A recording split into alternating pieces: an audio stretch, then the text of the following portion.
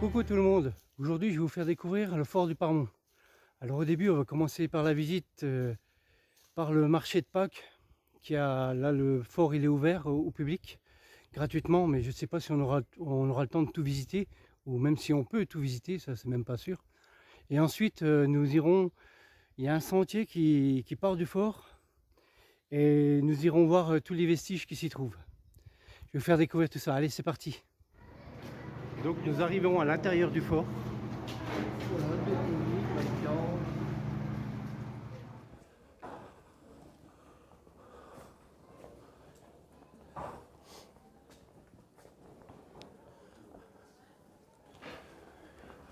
Donc on profite d'un marché pour visiter l'intérieur du fort.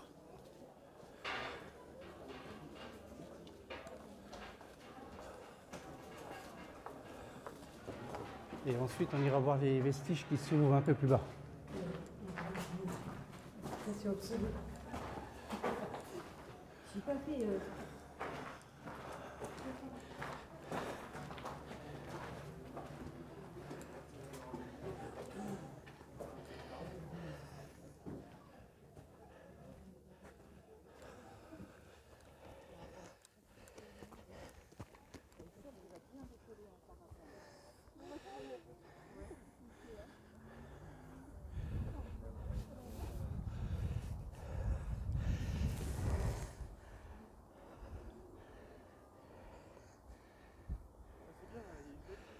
Magnifique point de vue sur Remiremont.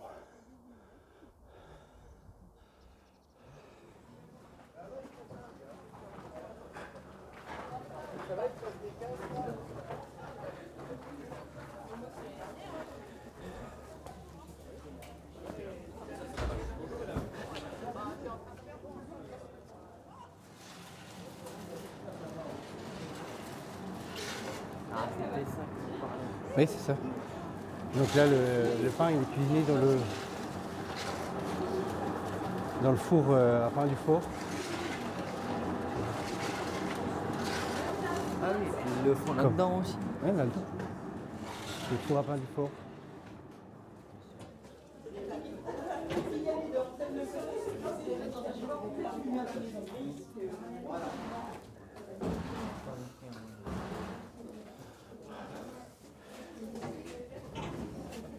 C'est tous les objets trouvés sur le site. Ça, c'est des couteaux.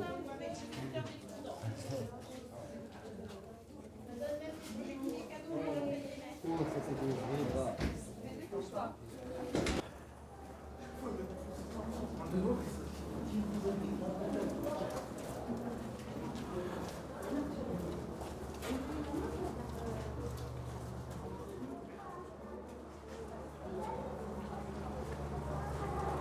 Oui.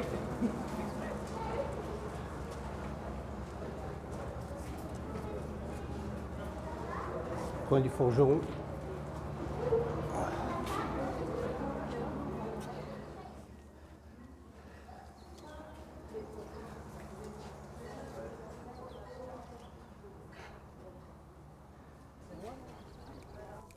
Donc on va continuer la visite, malheureusement on n'a pas pu voir grand chose de l'intérieur du fort. Là on va faire le tour.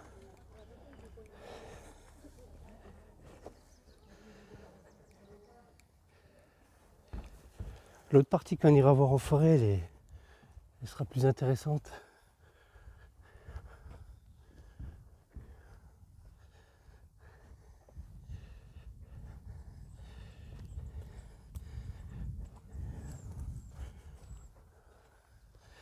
Donc là nous sommes devant la tour d'infanterie.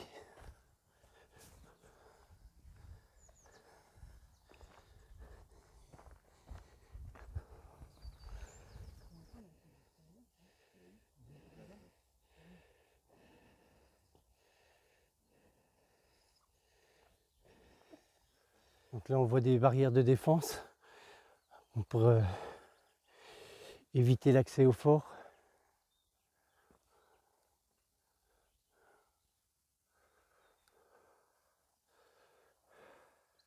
Donc là on arrive à une casemate d'infanterie.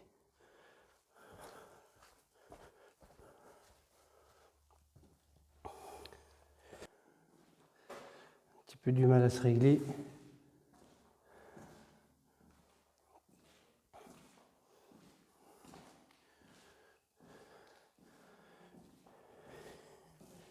Je sais qu'il y en a une un peu plus loin. On ira la voir. Donc là, il y avait des autres accès.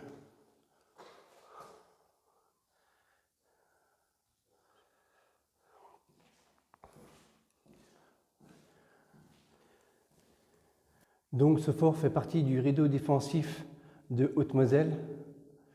Il a été érigé par le général Serré de Rivière. Donc là, on est entre les deux places fortes entre Épinal et Belfort.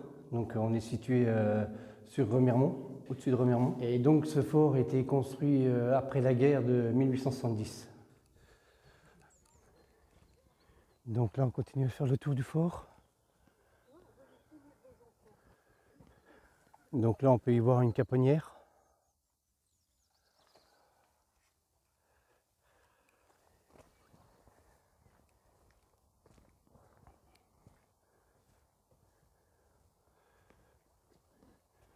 Donc ce fort a été laissé tomber à l'abandon en 1960. Et depuis, il y a une association qui le restaure petit à petit. Je vous laisserai le lien en description. Donc il y a des visites qui se font, des visites guidées. Donc là on arrive où il y a une autre casemate. On va aller voir l'intérieur.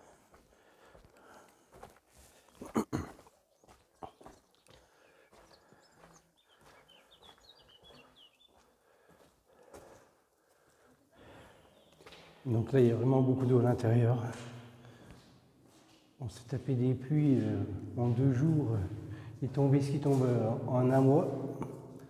Ensuite, on a eu la neige encore de nouveau.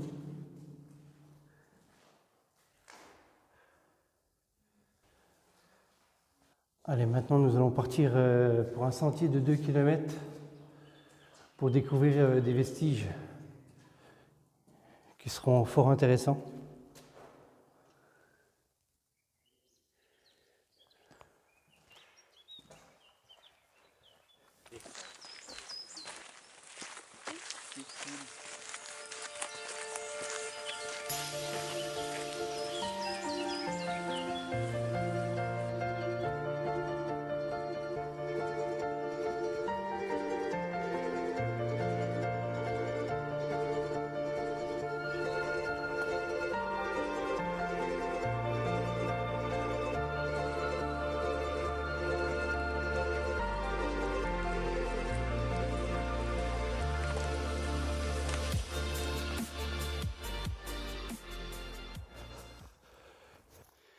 Donc là, on peut y apercevoir des tranchées déjà.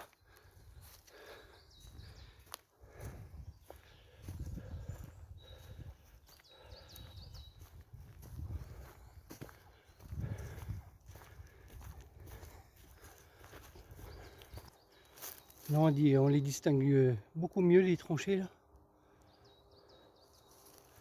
Donc il y a tout un réseau de tranchées dans le bois là. Donc là, tous ces vestiges là, vous pouvez les voir. C'est un sentier qui fait justement toute une boucle qui fait découvrir tous les vestiges qui est autour du fort du Parmont. Hein, donc c'est ouvert à tous. Et donc le nom de ce sentier, c'est le sentier de Serré de Rivière.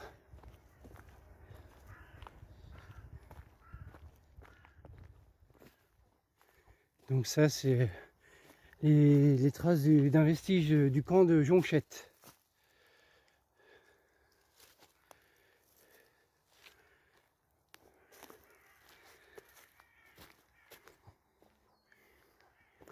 Et là, juste un peu plus loin, nous allons tomber sur d'autres vestiges, sur des ruines. Vous allez voir, c'est pas mal. Donc là, on y arrive.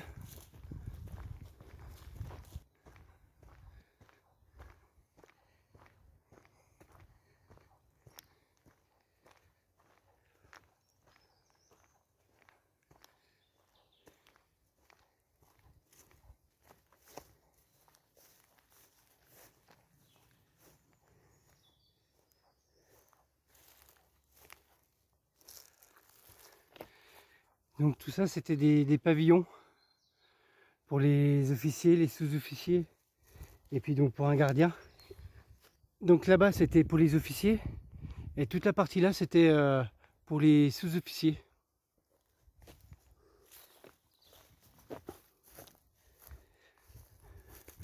Donc on va faire le tour des casernements.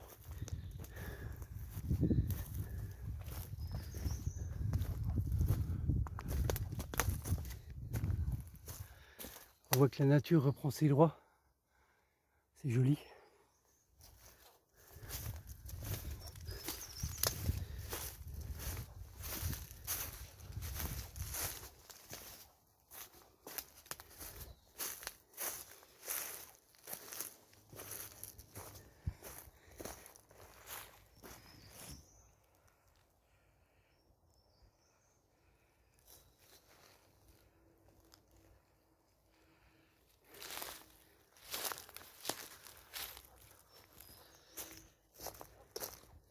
Pour moi, c'est la plus belle partie des vestiges.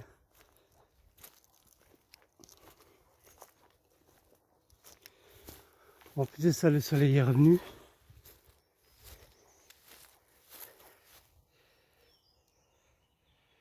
voyez, même le sapin, il a poussé au-dessus, à côté de la cheminée.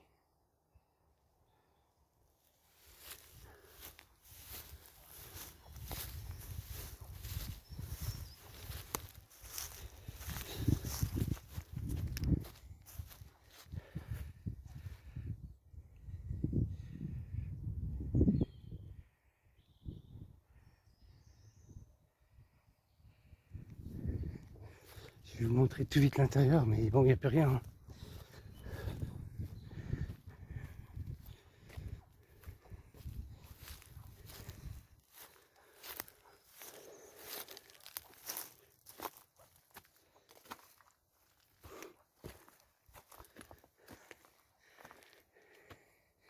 Donc là, c'est un morceau de la cheminée. Là, peut-être un accès pour une cave.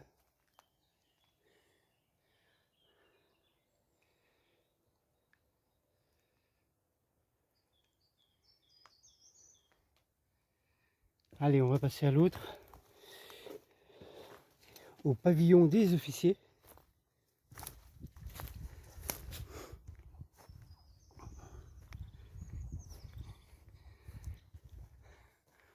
Donc là, il en reste encore moins.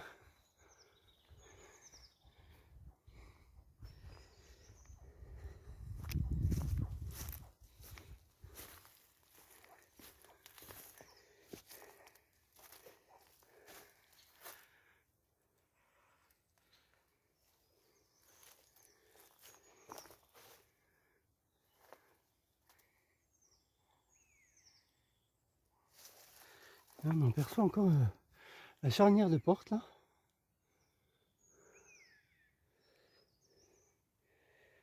Sûrement un bout de tôle de cheminée. Vous voyez, même ici.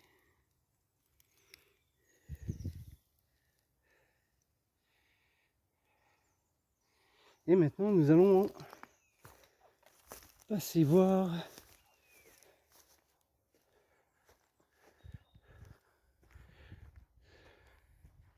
la maison du gardien.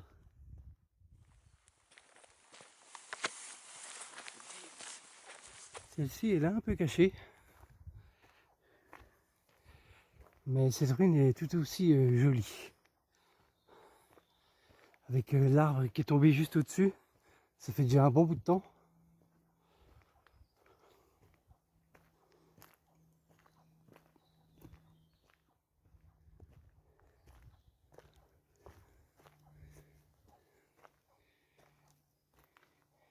Une petite fenêtre pour la cave. On va faire le tour du bâtiment là.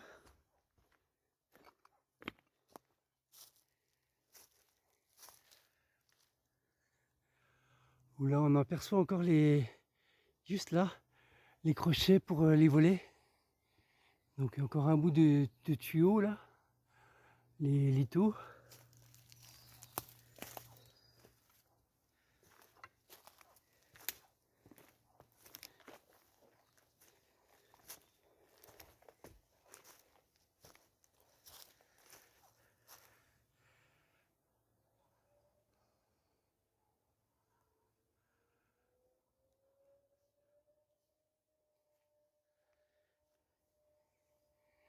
Vous voyez l'arbre là qui est tombé au-dessus, avec ce beau vert. Ah, la nature est magnifique.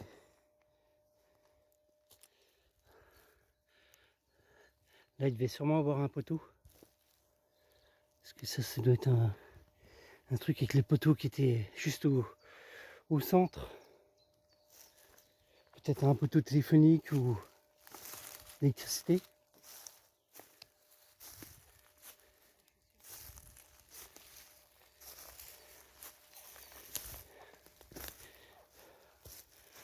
Là, il y a encore une vieille chaussure.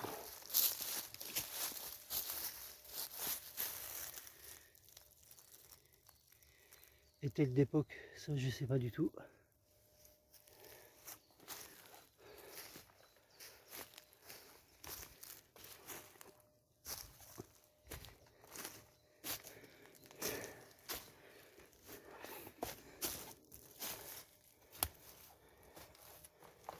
Donc là, on peut y voir que la cave, ça s'est effondré même.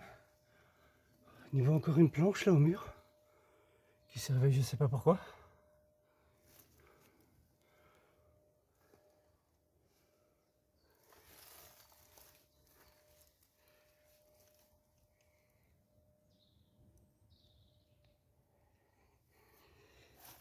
Allez, on va se diriger vers d'autres vestiges. Donc là, on va se diriger vers un vestige. C'est un restant de bassin. Un espèce de lavoir en fait qui reste.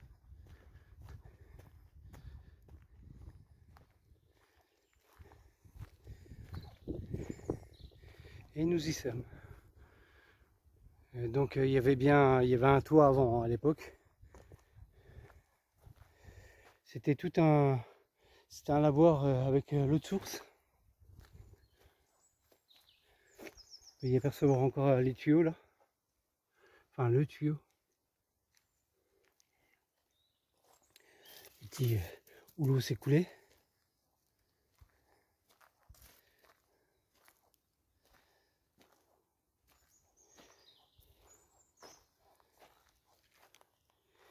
Donc l'eau ressortait par là. Et puis a été rejetée directement dans la forêt.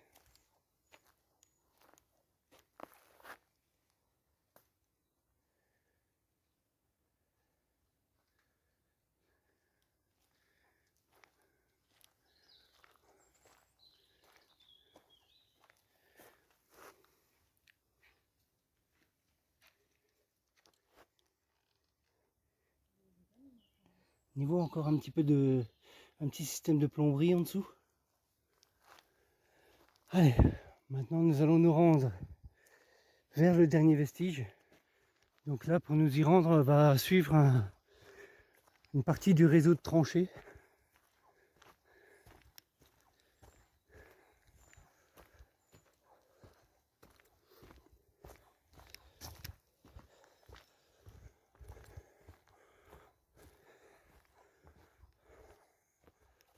Et puis donc nous, le dernier vestige, il se trouve là-bas.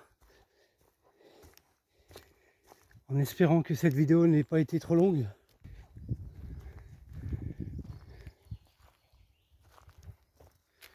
Donc ce vestige-là, ils l'ont appelé l'abri, mais je sais pas en fait à quoi il servait exactement. Peut-être pour y ranger des chevaux ou je sais pas du tout.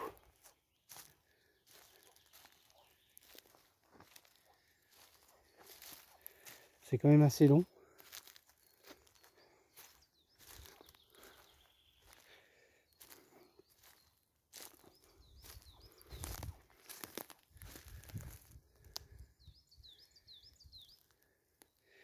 On aperçoit encore un bout de ferraille juste là.